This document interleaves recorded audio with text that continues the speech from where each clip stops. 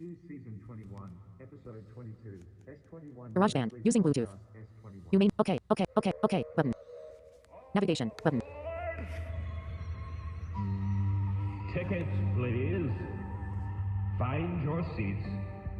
The train will be departing shortly. You're aboard the Sleepless Express, a direct journey into the darkness of the night. There are no sleeping cars available on this train. On this journey, you will experience the horrors found within the dark landscapes and endless black tunnels. You will hear things which will leave you frightened and disturbed. And remember, there will be no stops until the very end of the line. Brace yourself for the No Sleep Podcast.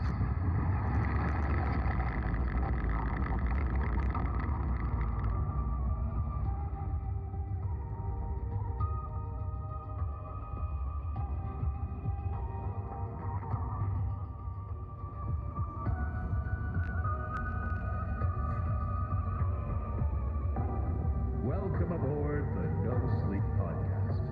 I'm your conductor, David Cummings.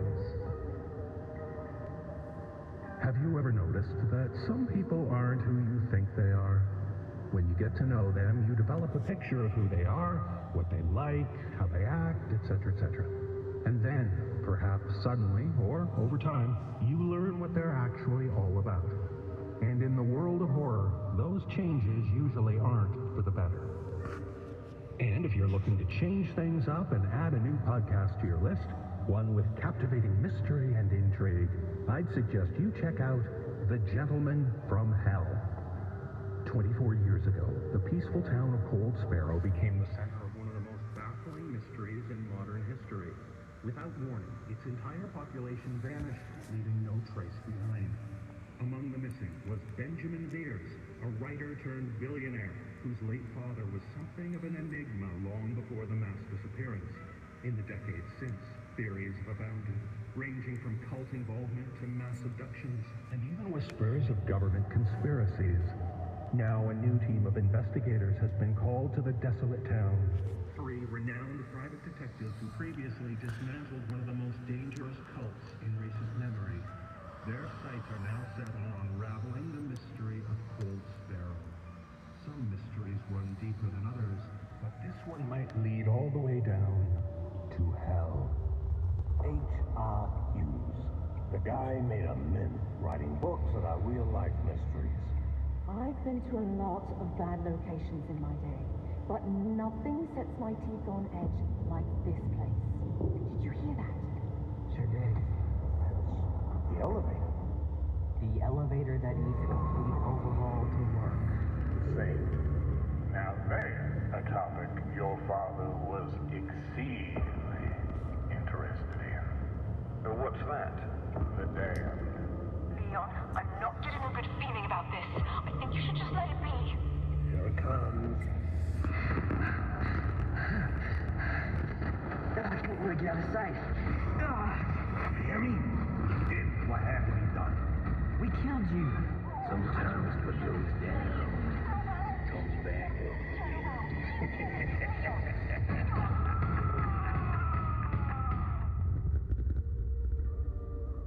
Join the darkness and be sure to check out The Gentleman from Hell wherever you find your podcasts. And so, with our tales this week being what they are, well, that's the thing. You'll have to figure out what and who they really are. Because finding out the truth can be so chillingly fun. And now, the train is ready to depart. Your journey into the darkness begins now.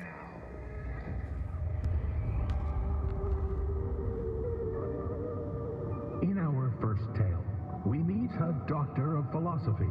I don't know if he has a poster of Rasputin and a beard down to his knee, but I do know he teaches at the local university.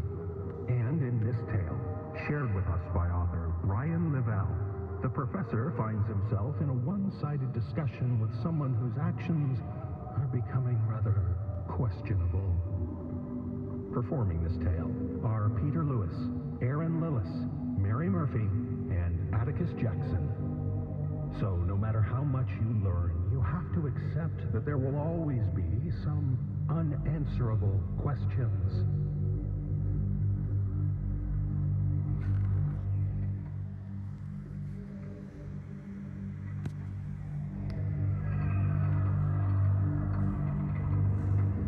I awoke on the cold cement.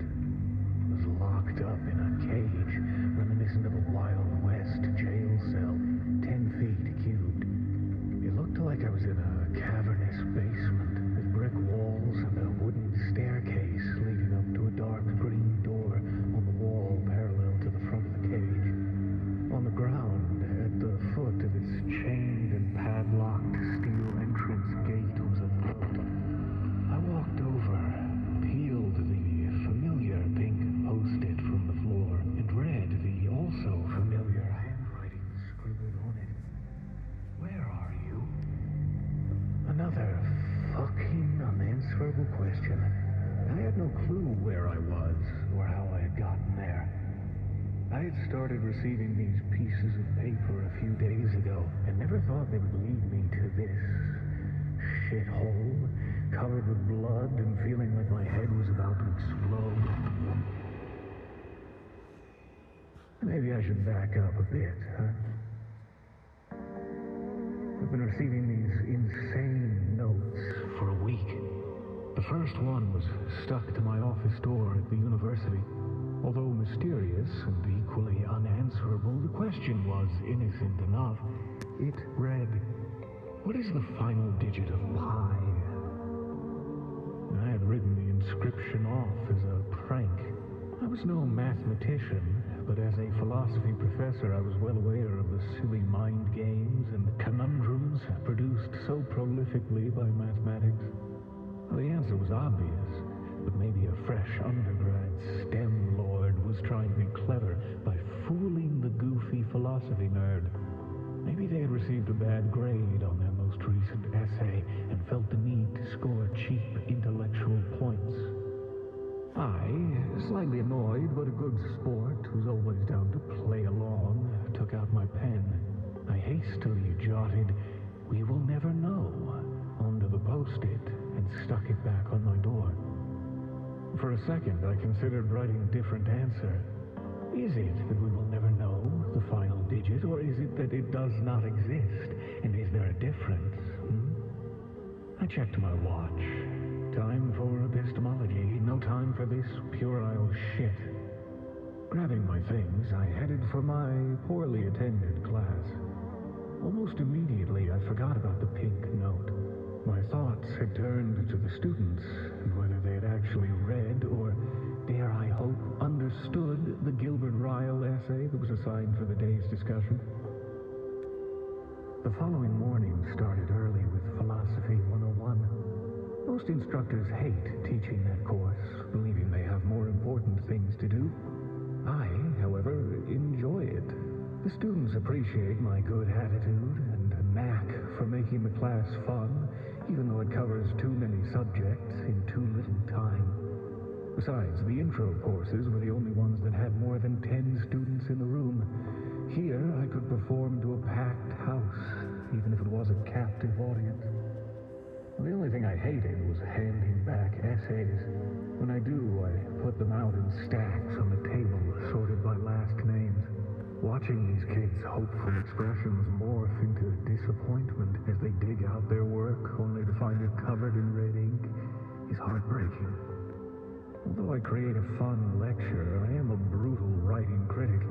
It's for their own good. I'm doing them a favor, I tell myself. Sometimes I even believe it.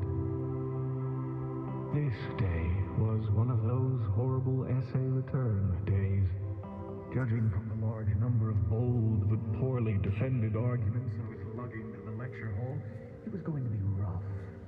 The heavy armful of paper was so slashed with red, I half expected the bundle to ooze and leave a trail. bludgeoned and butchered ideas, a sack of bloody meat. Philosophers truly are sadistic. It's no wonder nobody likes us. I plopped the manila folders on the table and opened the one labeled A through D. Stuck to the essay at the very top of the pile was another pink post-it. Are patterns created by the mind or innate to the physical universe? How had this note gotten there? The essays were in my office all night. Maybe I forgot to lock it, or the cleaners had left it open after making their rounds. I did have an opinion on this particular question, but I was fully aware that it could never be more than an opinion. So, beneath the query, I responded, I lean towards the former, but we may never know. As the students filtered into the hall, I pasted the sticky to the podium and prepared for one big bummer of a day.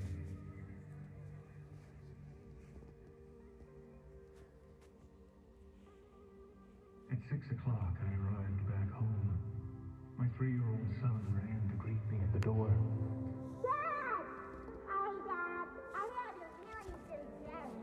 Oh, I did too, Gilbert. I missed you. Yes, I named my son after a philosopher that I taught in an epistemology course. Philosophers can be weird people, and as a result, sometimes their children receive unfortunate names. My wife, Liz, was cooking dinner, spicy stir-fry for us grown-ups, and mac and cheese for Gilbert. I walked into the kitchen, embraced my beloved, and gave her a smooch. Before I could ask her about her day, she presented me with a pink piece of paper that was clinging to her index finger, a sly smile on her lips. I found this on the front door when I got home from picking up Gil at daycare. I assume it's for you, and I think you can see why.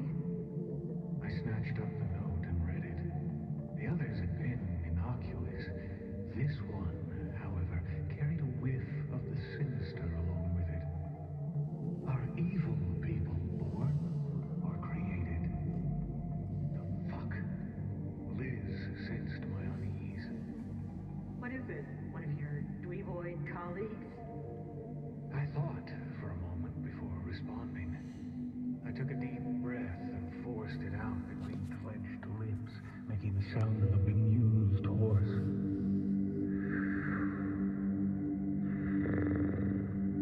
I have no idea. Found a couple of these at school, too. I figured it was a student, but now I am officially puzzled. And a little pissed off, actually. I started to pull a pen from my breast pocket, but put it back. This could wait until after dinner.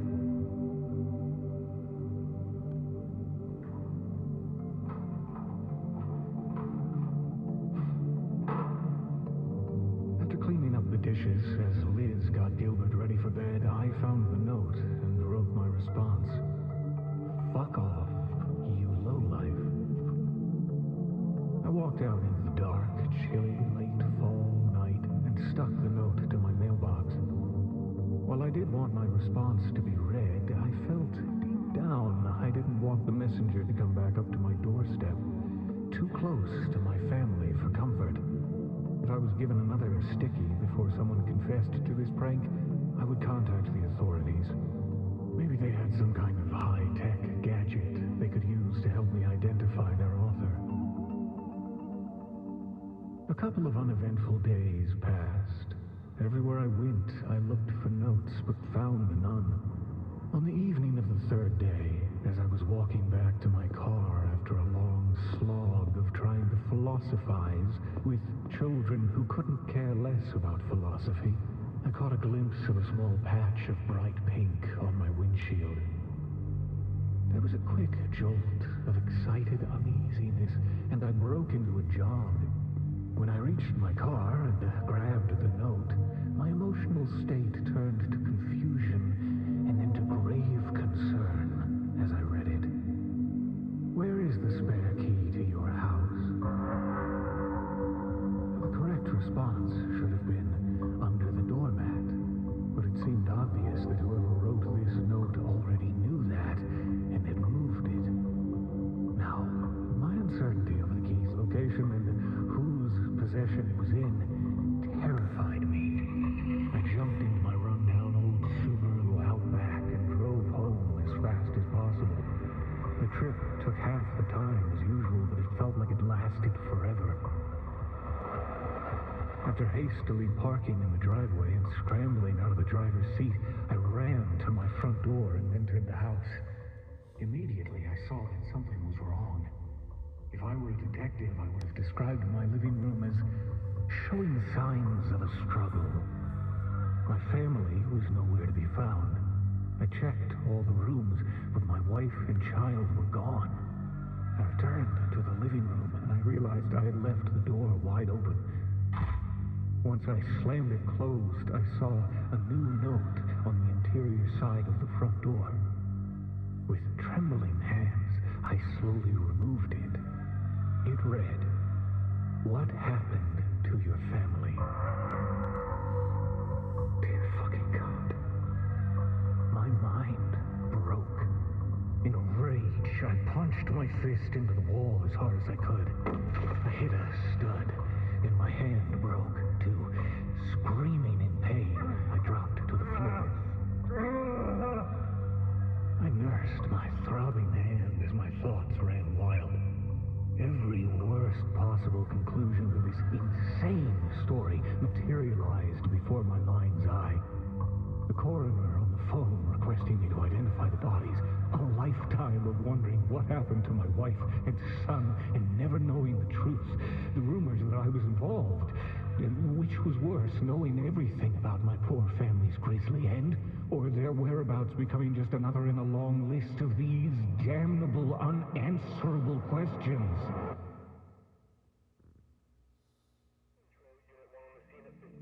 The cops arrived faster than I had expected and did far less than I had hoped.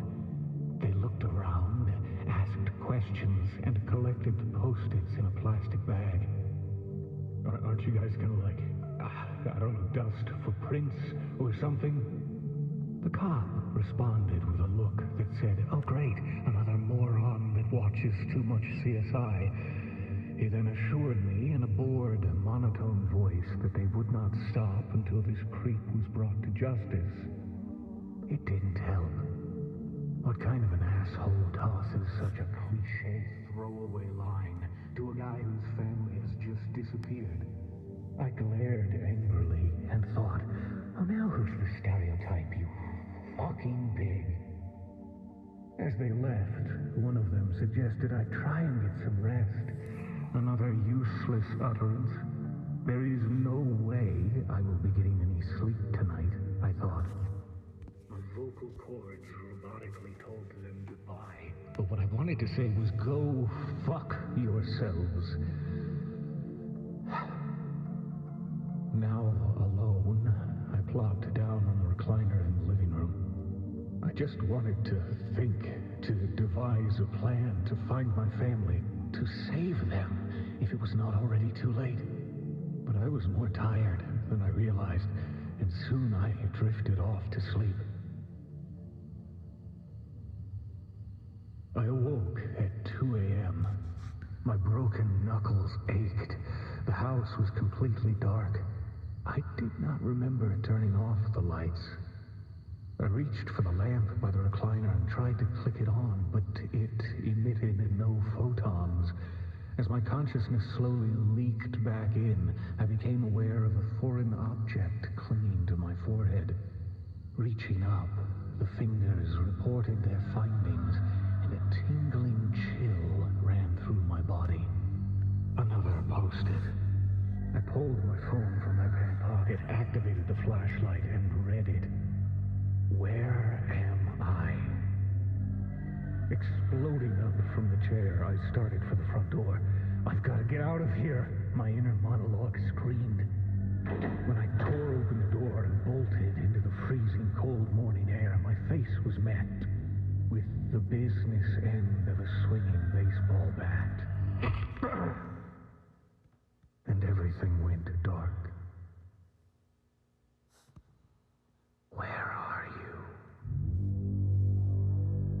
shredded the note I found in my makeshift prison and threw it down to the concrete floor, stamping on the pieces. I have no fucking clue, you sadistic piece of shit! Fuck you. Let me out of here. I rattled the cage like the crazed great ape I was until I was too tired to keep it up.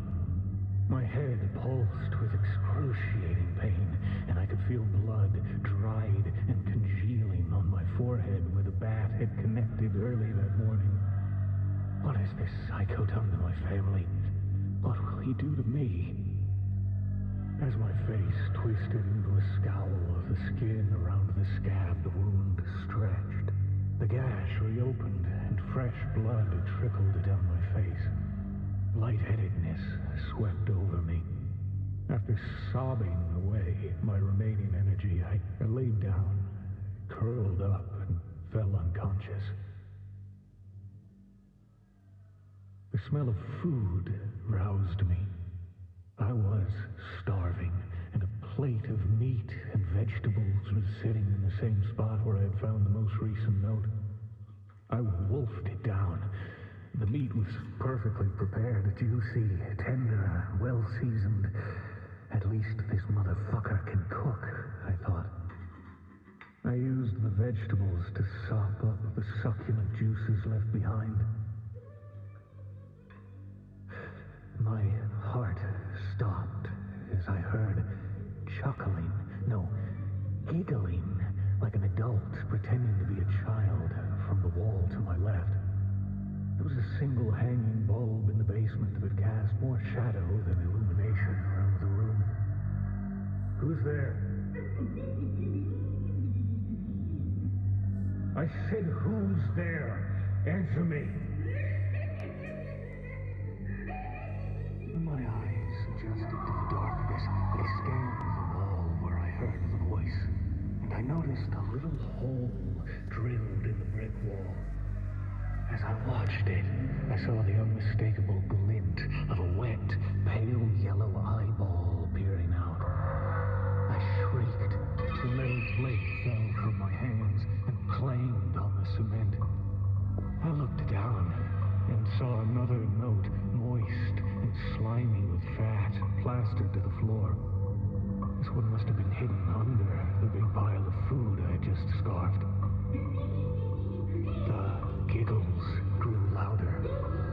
I stared at it for a long time before I could muster the courage to pick it up and read it, and as soon as I did, I wished I hadn't. How did I not see this coming? I dropped to my knees and puked. The image of the note and the words written upon it were plastered into my mind permanently. The ink was smeared and barely legible. Like all the others, this question was impossible to answer. Who did you just eat?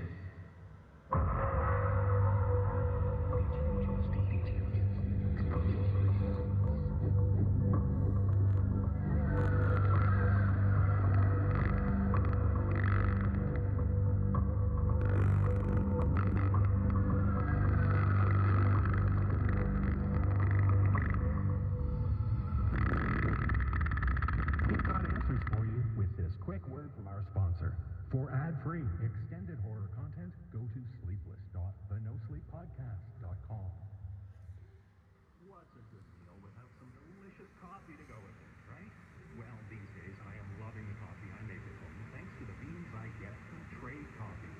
And if you make coffee at home, get ready to discover how much better it can be with Trade. They bring the country's top local roasters together and curate their best coffees in one place. Then, Trade matches you with options you'll love, recommending new roasts based on what you like or would like to try. Every bag is roasted to order and delivered to your home exactly when you need it. And now that fall is here, I'm getting back into my regular routine of nice hot coffee each morning. The Trade coffee I get is great for cold brew, but I really love their freshly roasted beans that are perfectly matched to my hot coffee taste as well. So, no matter how you brew or what equipment you prefer, getting coffee from Trade is the easiest way to instantly improve coffee experience. Trade has made over 435,000 perfect coffee matches today. But if you're not fully satisfied with your first coffee, they will Landscape. for free. Home button to the left. Simple as that. So take it from me. Trade coffee is the best way to brew. That's coffee at home made better. Head to drinktrade.com/nosleep to receive your first bag free. That's drinktrade.com/nosleep for your first bag free. Now, back to the horror, and you better write this one down.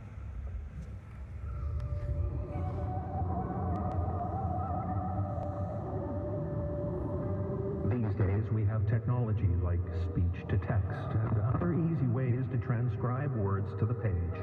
But back in the day, someone had to listen to audio files and type out everything they heard. And in this tale, shared with us by author Andrew Osborne, we meet a woman who is leaving a recording for someone taking over her job, and she'll want them to take down every word. Performing this tale is Nicole Doolin. So if you pay attention and listen closely, you too might become the transcriptionist.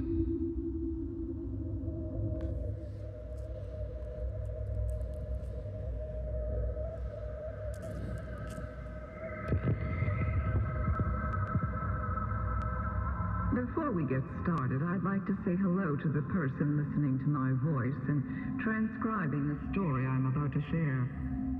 You see, at one point in the distant past, I had a similar job. Though back then, I would stroll from the North End to a tiny office overlooking the Boston Common, slip one microcassette after another into a dictaphone, and type what I heard on a big gray IBM Selectric, whereas I believe everything is computerized now. You probably work from your own home, and your employer doesn't even necessarily maintain a physical address. Yet I imagine the basic experience is much the same. You listen to someone or several people speaking, and you capture their words. Sometimes you pay attention and follow the conversation. Maybe you even empathize with the voices in your head, especially if they speak slowly and clearly, with lots of pauses between sentences, so you don't have to work too hard. See? Isn't it nice when people stop talking? You're on the clock getting paid, yet your fingers are still. Maybe you even took a nice, cool sip of water as you waited for my voice to resume. And now you're thinking, maybe this assignment won't be so bad.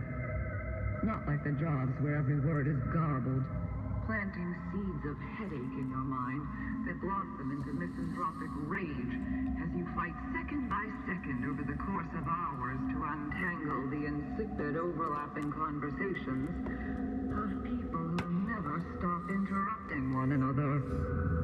Or worse, the muffled sound lumps of badly recorded audio bobbing in a murky stew of feedback and hissing as your intellect strains for any shred of meaning in the sound, like an archaeologist scraping sediment from vaguely relic-shaped clumps of rock and soil. It's maddening, I know, which brings us to the topic of this recording.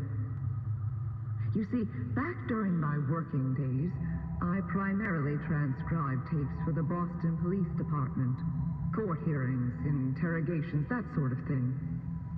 Then one day, I was assigned a recording of two men having dinner, or possibly lunch, in what must have been a Chinese restaurant, given the items they ordered and the accent of the server. There was background noise on the tape, and the microphone placement was terrible, as if it were wrapped in a thick napkin at a distance from the conversation. Though I later came to realize that it was, in fact, situated beneath the shirt of one of the two men at the table. Not that I fully comprehended what I was hearing initially, mind you. The microcassette I received was unmarked, and my instructions provided no context. Thus, at first, I believed I was merely listening to friends sharing a meal. But little by little, I realized they were, in fact, discussing a crime. A sickening crime. For a time, I could only decipher isolated words and phrases, and Again, as a transcriptionist yourself, I'm certain you've had the experience of hearing sounds which strike you as unintelligible before a second or third listen coaxes them into comprehensible forms, not unlike your eyes slowly adjusting to the darkness until you're able to spot a figure in the shadow staring back at you. For instance, did you hear it? Listen again. That voice in the static? Ah, there she is again. Clear as a bell to me. Though, of course, I won't know whether you were able to decipher her words until this transcript is complete. Nevertheless, that was my experience as I listened to the microcassette, straining to catch any semblance of a word or phrase emerging from the murky sonic depths of rasps and whooshing. And then I picked up on what sounded like a name. Aurora. Followed by a brutish spike of laughter and a clear utterance at last. So we incinerated the bitch. If coarse language offends you, then I apologize for the profanity. In fact, now that I'm thinking of it, I recall back when I worked at Dictaphone Prose.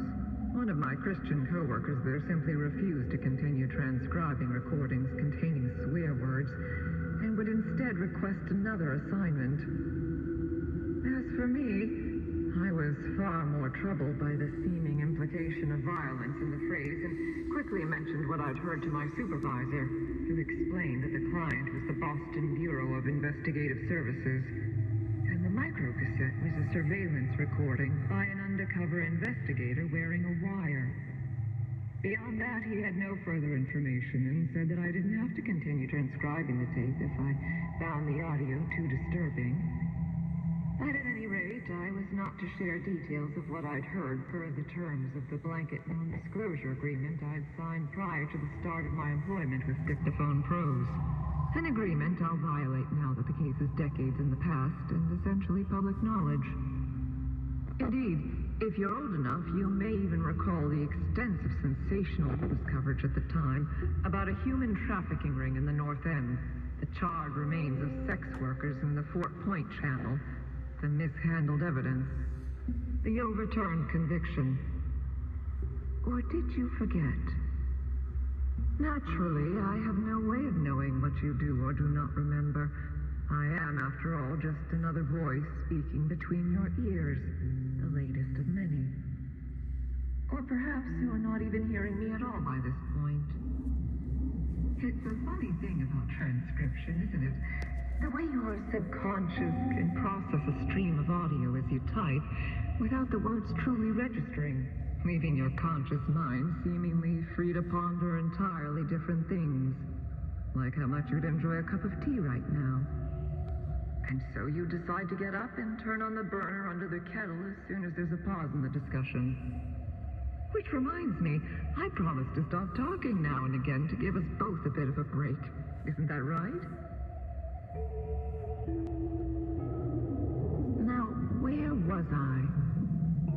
Oh, yes, the men in the Chinese restaurant. After I spoke with my supervisor, I continued my attempts to decipher the conversation I'd been assigned to transcribe. When the pair was first seated, the man with the microphone, presumably taped to his chest, did most of the talking in a low, rumbling voice that was very difficult to comprehend. On the other hand, the one who'd mentioned incineration had more treble in his voice. And thus, as he warmed to his topic and spoke at length, the ease of transcribing his words soon matched the difficulty of listening to what he was saying. He was the sort who often referred to himself in the third person, thus allowing me to identify him as Marco in the transcript, while he elucidated his particular criminal specialty, namely luring young women into drug addiction, prostitution, and even outright sexual slavery. But his favorite part of what he called the circle of life was profiting from the deaths of the women he'd ensnared if they ever caused trouble, or simply, in his words, got too fugly to fuck. I won't repeat the specifics of the arrangements he made with the men he referred to as his back-end clients, for so-called human safaris, which Marco would then in turn record and distribute on the black market for additional profit. Instead, just think of the most hideous sadism you can possibly imagine, and double your capacity for horror. And even then, you still wouldn't be close. As for me, I heard every grisly detail as 1 hour lapsed into the next, and I grew literally sick to my stomach. Worst of all, Marco was completely untroubled by his sins, having convinced himself that whores and druggies were a scourge, and thus eliminating them was a wonderful boon to society. He said he was doing God's work. He went to church and tithed every Sunday. He was rich and his family loved him. As for myself, I was poor, and so I listened to every repulsive second of the recording, transcribed every word, and submitted the completed assignment to my supervisor, thinking that was the end of it. Back home in my bed that night, though, I simply could not stop thinking about the evil men do and how much worse the totality of it was than I had ever previously conceived, which is no small thing. You see, my father had been an abusive drunk, and I'm sorry to say that my first, last, and only husband turned out to be quite the philanderer. Yet Marco was a monster of another sort entirely. I wept for his victims and their unimaginable suffering, comforted only by the knowledge that my transcription was hopefully a small contribution to a larger investigation that would ultimately lead to some measure of justice. An assumption, I'm afraid, that would prove to be quite fatally misguided. For you see, what I had no way of knowing at the time was how little evidence there was in the case against Marco, which essentially boiled down to the personal testimony of the undercover detective who'd been wearing the wire, the incriminating recording of his suspect from their night at the Chinese restaurant, my agency's transcription of their conversation, and my own personal recollection of what I'd heard. Nor was I aware of the payments Marco had made to numerous sources within the Boston Police Department to keep him abreast of investigations into his personal business interests and warn him if... Excuse me? My apologies. Apparently, some feel I've been rambling, particularly given that nobody will ever read this transcription. Nevertheless, you've listened this long to the static in your headphones, the electronic phenomena of my voice therein, if not Aurora's. Oh, but now it seems her laughter at least is breaking through. And somehow, deep within your white noise trance, you've acknowledged it. Fingers still continuously and obediently typing, even as your conscious mind processes the slow dawning realization that yes, the Aurora who died was indeed your Aurora. And now you're thinking it's late, and you'd like to stop transcribing because my words have grown frightening. Because they are, in fact, commands. Don't worry, though, it will all be over soon. Look to your left. Do you see it? That's right. The pilot didn't ignite when you went to put the kettle on for tea a while back, and your apartment has been filling up with gas ever since. Though not quite enough yet, so before you finish this transcript and go to light one of the cigarettes there by your laptop with the lovely silver Zippo Aurora bought for your birthday so many years ago, I do feel you should be made aware of certain things, if only for closure, though others disagree. And yes, I realize you were quite a bit younger then, and now that you're middle-aged, you do reflect back on occasion and feel badly about the way you treated Aurora. This despite the fact that whenever you've mentioned her name to your friends, it's only ever been to gloat how crazy girls are wild in bed. Deep inside, of course, you worried that maybe she was only crazy because she was wrestling with some deep-seated trauma you never bothered to ask about, and she was always too ashamed to reveal. And even though she was a party girl, I know you sensed she was also quite fragile and likely to spiral into some truly awful places if you gained her trust, and then abandoned her once she grew tiresome. Well, you were right. Aurora did spiral quite badly after you left her. All the way down into the subterranean orbit of the worst of the worst of the worst, until she reached her ultimate destination. And now we're all here together. As for me, I spent my last day alive watching news reports about a mysterious fire in the building that housed Dictaphone Pros, killing my supervisor and 2 others working graveyard that night, including the nice Christian lady who disapproved of coarse language. Investigators later determined it was arson, of course, originating in the production office where they kept all the microcassettes and completed transcripts, leaving me as the sole remaining eavesdropper with detailed knowledge of Marco's inadvertent confession after I subsequently learned of a mysterious car accident which had claimed the life of the undercover detective with the low, rumbly voice. I called the police. They told me, "Stay put, someone's on the way." To be honest, I probably should have been more wary, less fatalistic about my own safety. Yet by then I'd been alone for so long in the wake of my husband's passing that, in many ways, I already felt like a bit of a ghost. An invisible old lady walking back and forth to work, barely speaking to anyone, overhearing everything. I knew the children in the neighborhood were afraid of me, their mothers spitting through their fingers when I passed, muttering, "Vecchia strega," old witch. They imagined I was a crone with the power to cloud vision and judgment, or steal breath away like smoke. Ironic, given that I perished coughing on the floor of my kitchen, wondering in my last moments why Marco or his thugs couldn't just break in and flush my throat, rather than needlessly torching a lovely first-period townhouse that had graced Cops Hill Terrace since 1725. Alas. By comparison, the annihilation of the triple-decker you currently inhabit will be far less historically significant. Except for an odd coincidence, the authorities, who will soon be picking through rubble and teeth, are likely to miss regarding the fateful connection between yourself, a woman you dated briefly a long time ago, and the poker game underway right now in the unit directly above your apartment.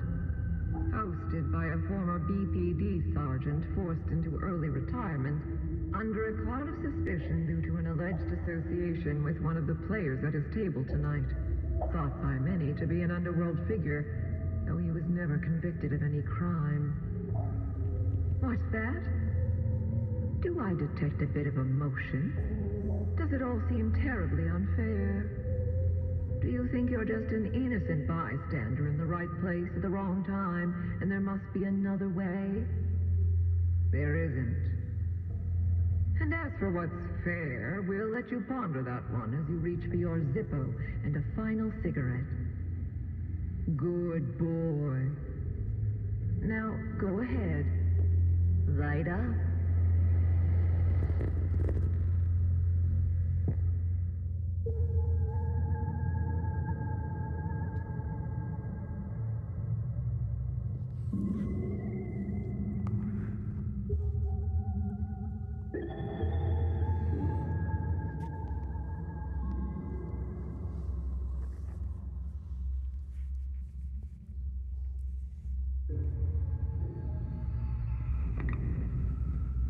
We'll write down more horror after this quick word from our sponsor. For ad-free, extended horror content, go to sleepless.thenosleeppodcast.com. It seems to me a smartphone can transcribe words to text pretty easily these days. And now, owning a smartphone is way less expensive thanks to Mint Mobile. Look, we know how expensive phones are, right? And once you buy it, you need a plan to use it. So ditch those other overpriced plans for something way easier on your wallet. Like a mere $15 a month for a 3-month plan with high-speed, unlimited talk and text delivered on the nation's largest 5G network. You're my friend, right? We're closer buddies and falling up in fast. So I'm going to share this deal with you. That's what a call to myself. And here's the best part. You've already got that phone and phone number, and it's full of your contacts and those super secret photos. Well, they all stay with you because Mint works with your existing phone. How easy is that?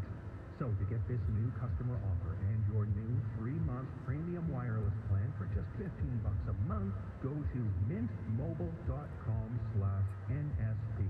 That's mintmobile.com/NSP. Cut your wireless bill to $15 a month at mintmobile.com/NSP. $45 upfront payment required, equivalent to $15 a month. New customers on first 3-month plan only. Speed slower, above 40 gigabytes on unlimited plan. Additional taxes, fees, and restrictions apply. See Mint Mobile for details. Now, let's get back to the show, because this next one is burning up.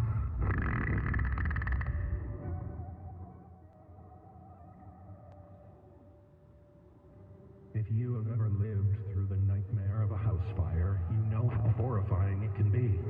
Now, add to that trauma the need to speak with the police about the event. As we'll learn in this tale, shared with us by author Christopher Jolly, Jacqueline has to do just that, and she'll have some strange answers to their burning questions. Performing this tale are David Alt, Ash Millman, Andy Cresswell, James Cleveland, and Jake Benson.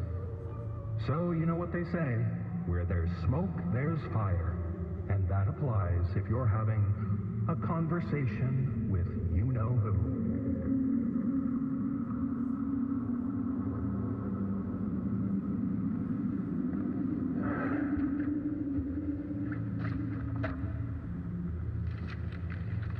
The date is 31st of July 2023.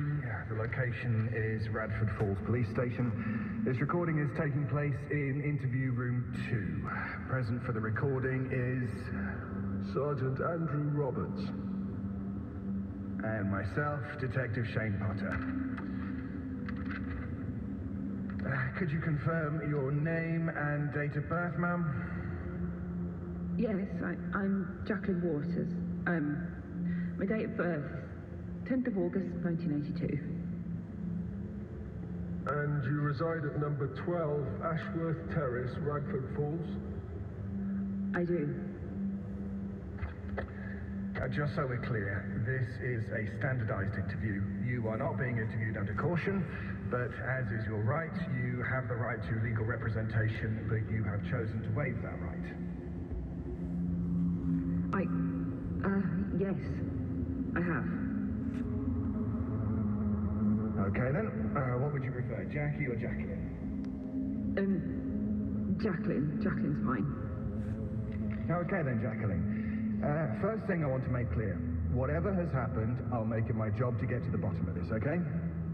Of course. You're the super cop. You've heard of my partner? My husband, he read about your story in the paper. Broke up something like an organized crime ring?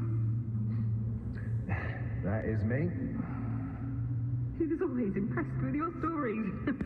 When he was younger, he said he wanted to be a policeman.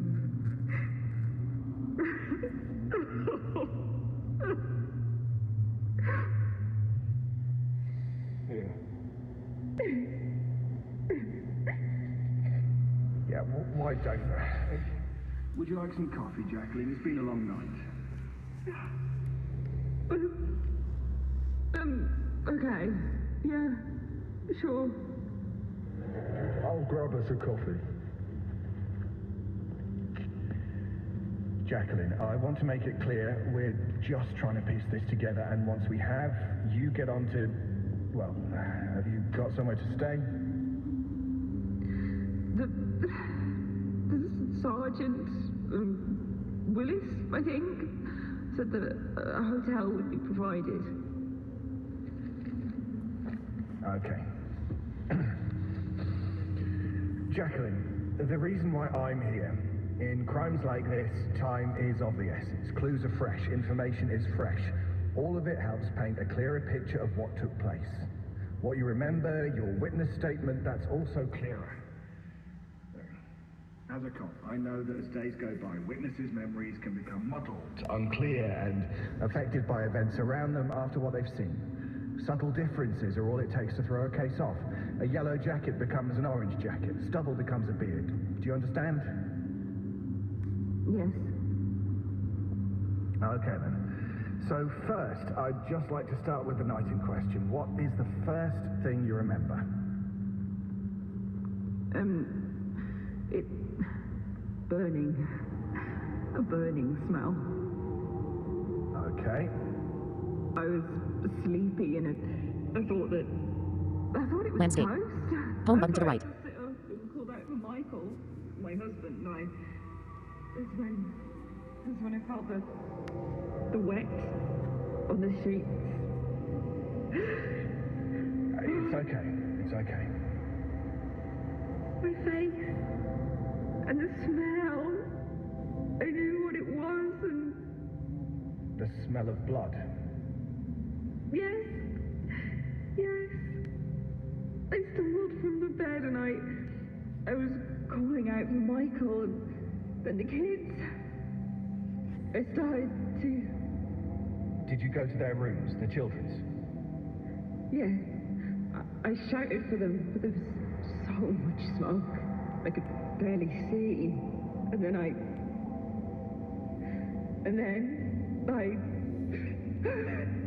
It's okay. It's okay. Take your time. It was so thick, the smoke. I've lived in that house for 11 years. I know it like the back of my hand, but just couldn't seem to find my way. I stumbled, fell downstairs, thought I'd Tammy had broken something, and then that's when I started panicking. I screamed for them. My family, the kids, screamed until I was hoarse, could barely say a word. It's then I saw the front door was open, wide open. I thought I saw the faint outline of someone. Someone you knew? It was familiar. I thought it might have been my husband, and... You went through the door? Jacqueline, I'll need you to confirm in words that you went through the door. Yes, I went through the door. I looked back at the house and could see that it was so bright. The neighbours were out. I could hear the sirens, the flashing lights, but I didn't see them. I didn't see my family. I didn't.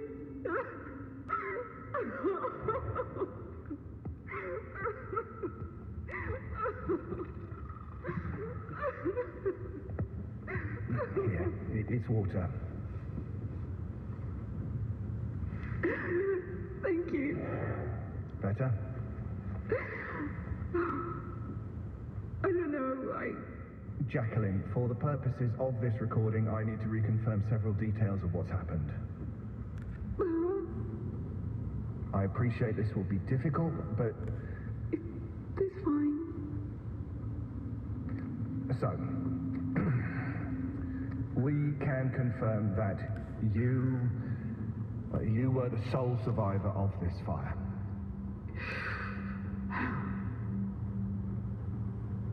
That investigating officers, when the fire had stopped, they'd found your family in the basement.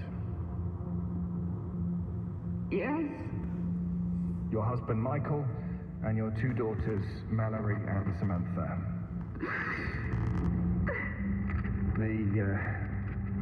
The family pet, your dog, Lamb Chop, was found wandering the neighborhood.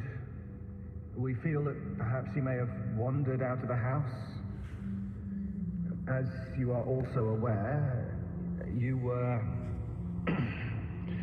coated in blood, your family's blood.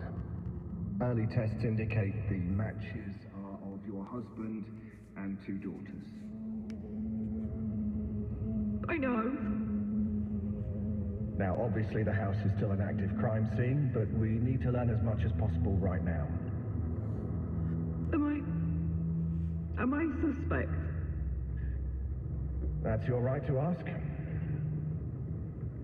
Yes, you are a suspect. Jesus. That doesn't mean that you did it. If you want some insight into police work, suspects allow us to eliminate different theories, ideas, suspicions. Of course. These questions will be probing, but I need to ensure that I get to the bottom of what's going on. Do you understand me? Yes. Good. Okay. So the evening in question, what happened before bed? Not much. Mallory she had an argument with us. What was it about? Teenage stuff. Specifically? You know, teenagers?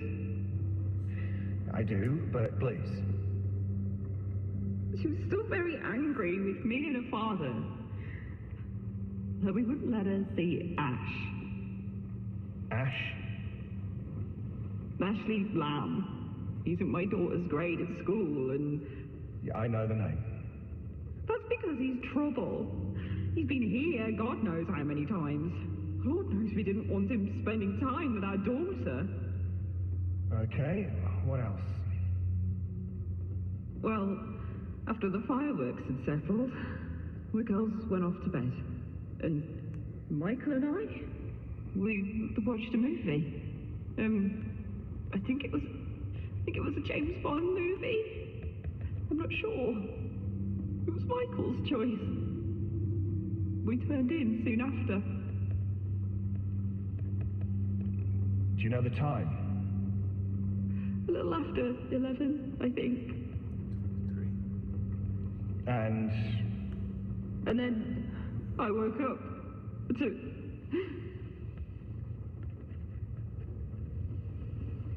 No disturbances before? No indication? No. Nothing. Nothing. I see. I wish I could... God, I should have done something. I should have... We're going to get to the bottom of this, Jacqueline, okay? So, there is an additional piece of information that I've learnt. Okay.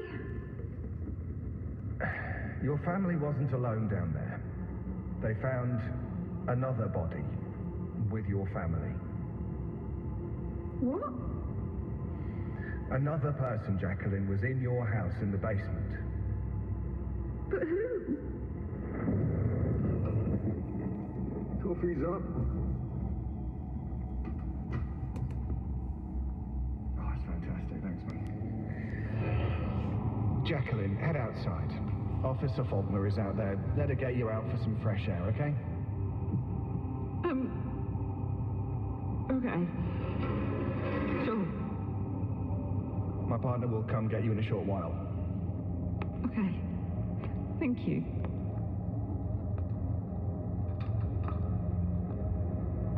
She looked spooked. Yeah, that's because I just told her about the other body. Right. That reminds me. Just had Tyler on the line. He wants a call back. All right, maybe he had a breakthrough. Maybe. Got the photos?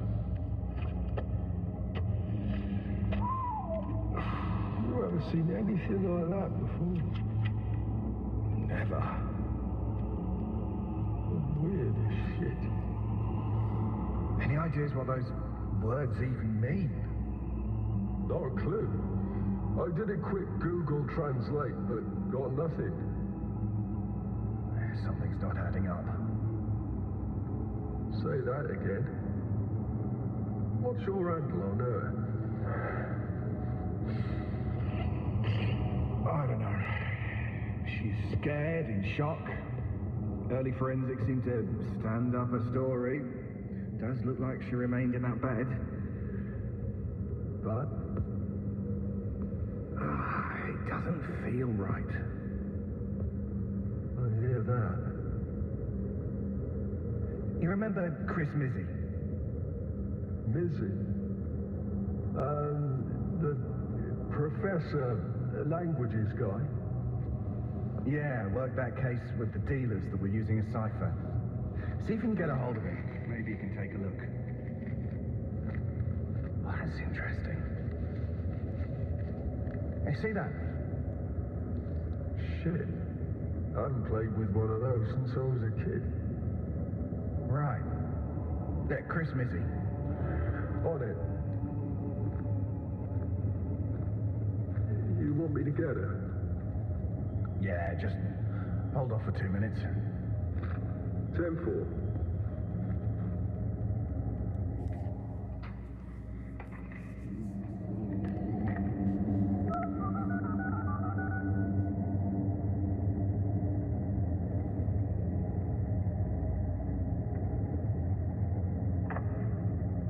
Hard man to get hold of, Potter. Well, it's because I'm so popular. How are we looking? Okay, I'm on the clock here, and you know how I feel about that, but... Come on, out with it. Okay, Michael, Mallory, and Samantha did not die of smoke inhalation. They were dead before the fire started. What? They were dead before the fire started. Okay. That may explain the blood. No, it doesn't. These bodies are in a bad way, but I've been unable to find any kind of entry point in their bodies. No wounds, no noticeable trauma that I could see. Tyler, I don't understand. What are you talking about? Well, what I'm saying is, these three people just seem to die. That makes no sense. That's why they're called mysteries. I'm serious. And so am I. They were dead before the fire started. But right now, I don't know why. Toxicology? I'm still waiting on that. No, I can't see obvious signs of poisoning. And the blood? Well, it had to come from somewhere, but it certainly didn't come from them that night. Fourth body? No idea. It's burned so completely, almost ash. But I have been able to rescue some teeth, hoping dental will throw something up. Could take minutes, maybe hours. Yeah, keep at it. Okay. Come in. There's cats and dogs out there. Sure is. Oh, Jacqueline, take a seat. Thank you. Strange. You can get the forecast. How much longer will this take? Not much longer. How's the coffee? It's good. So, last we left it, I explained about the other body that was found. Yes. Do you have any ideas? A friend, perhaps? A relative? No, not at all. Do you think this person was... They murdered them? Or... Well, that would be an assumption, and any police officer would tell you that we don't like those. Just wait a moment.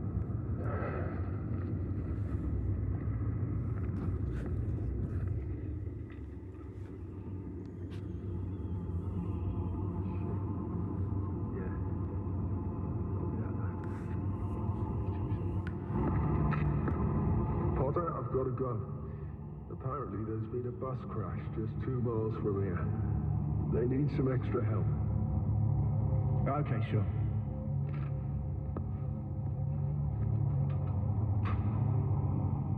Busy night? Seems that way. Look, Jacqueline, I'd like to ask you about these pictures, if this is okay. Pictures? These photographs were taken by a crime scene photographer. I assure you that any images that may trigger you have been removed. Okay. But take your time. This is the wall of my basement. Do you recognize that writing? No.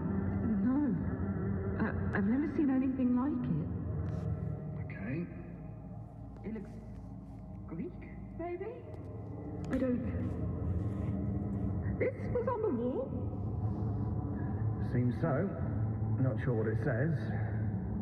Needless to say, does that mean anything to you? It doesn't. I'm sorry. Jacqueline, I'd like to ask you a question. Okay. 3 days ago, an officer was called to your property because your neighbors had reported a domestic disturbance. I know. The officer in question, Rawlinson, said that you and your husband both said that everything was okay, but he had a concern. A concern? Your neighbors said they heard the words, get back to where you came from. This was screamed, and your neighbor was convinced that it was you that screamed it. I see. Would you like to comment on that? Is that a question? I'm here to help. Do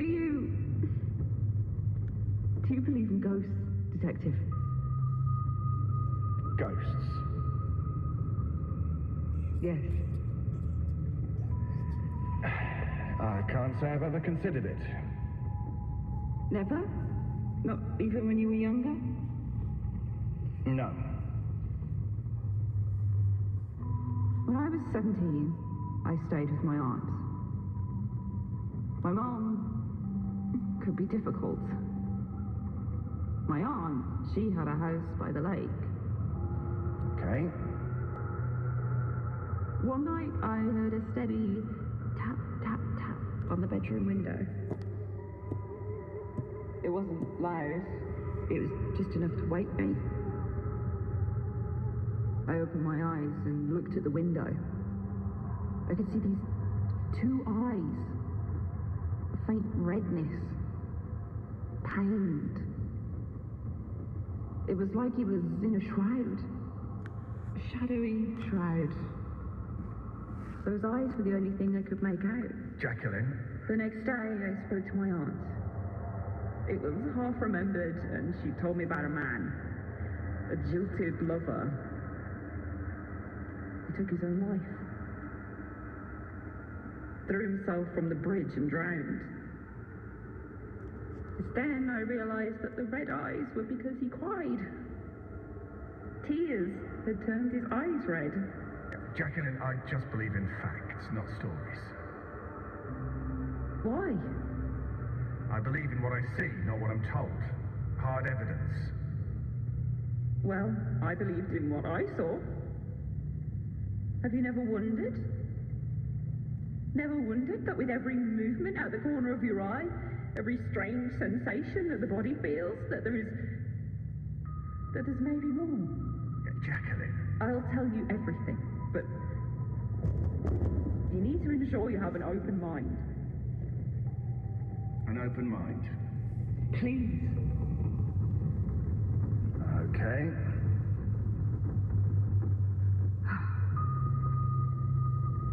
Mallory and Samantha were not my only children. You know that. Yes. When I was at your house, I came across some of the older photographs. You would have been 15 now. Sometimes, on better days, I could spend my time imagining what his life would have been like, who he would have fallen in love with, what he would have liked, movies he loved. It was a car accident? Yeah. Marie Sanderson, an ICU nurse, had just pulled in a triple shift. Driving home. She was beat. Fell asleep at the wheel and... I've never known grief like it. A strangling, all-encompassing pain that suffocates. A grief that suffocates the life from you. Have you ever experienced that? I can't say that I have. Then you're lucky. Jacqueline. That was 2 years ago. But it was 1 year ago that it happened. What happened? First time you spoke. What did you say? I was home alone, barely existing when it may have been a noise, a sound, a whisper, but something. I was in the kitchen, staring into a coffee, looking for God knows what, when I heard a noise from upstairs. If you were to ask me to describe it, I wouldn't be able to, but I heard something. So I ventured upstairs. The weirdest thing, I knew exactly where the noise had come from. His bedroom. I knew it was there. As I got closer and closer, I didn't feel scared. I felt excited.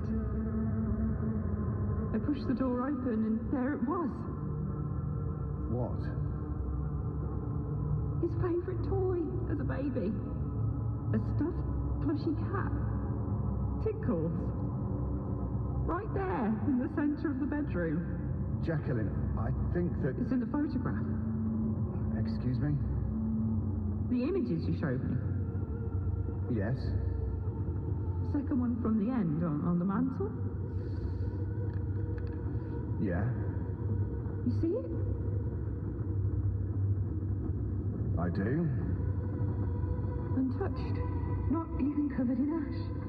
As pristine as it was when I found it on the bedroom floor. What did you think it meant? Well, my husband, he wasn't sure. I think he felt that I was beyond repair. Damaged. Broken. Until Mallory saw it. Saw what? She woke one night, shook my husband awake and said, clear as a bell, there's a boy in my cupboard. She didn't say my brother, but a boy. My husband went to check it out. He came back.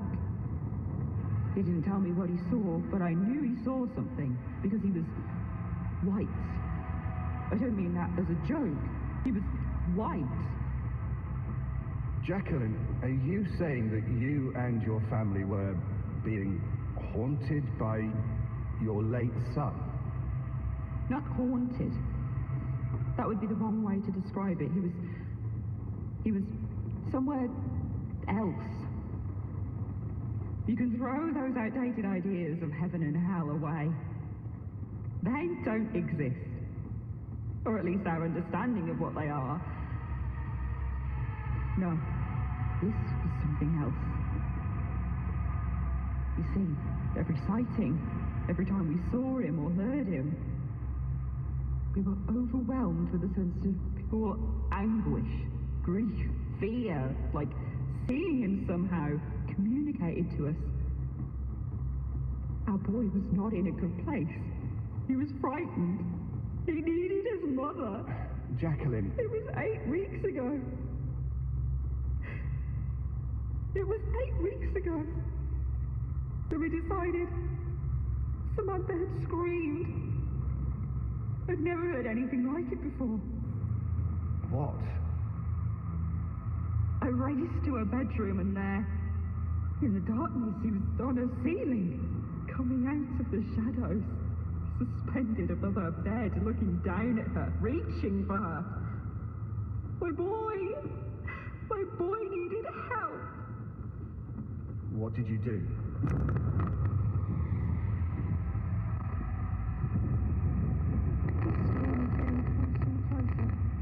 Jacqueline, what did you do? My husband went with it, but it was my guiding hand. You see, I'd developed an interest in the occult long before any of this. I never knew why. Passing interest? Passing fancy? But in that moment, I knew. I knew. What? Don't you see? It was meant to be.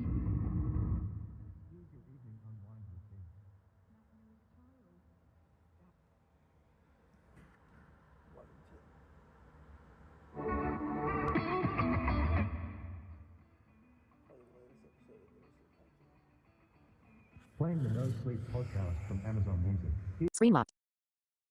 1740. Control center. Lock rotation. Switch button. Off. Screen mirroring. Brightness. Volume. Focus. Flashlight. Timer. Camera. Selected. Screen recording. Button.